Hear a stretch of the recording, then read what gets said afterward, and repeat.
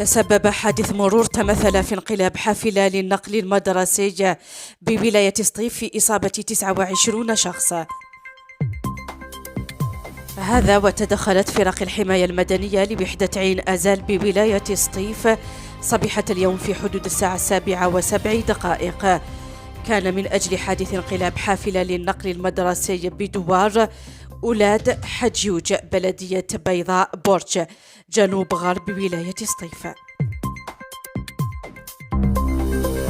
وكحصيلة أولية 29 إصابة بأضرار متفاوتة الخطورة، أغلبها إصابات بسيطة تتراوح أعمارهن بين 12 و16 سنة، أين تم نقلهم إلى العيادة الصحية أزرايا بلدية بيضاء برج.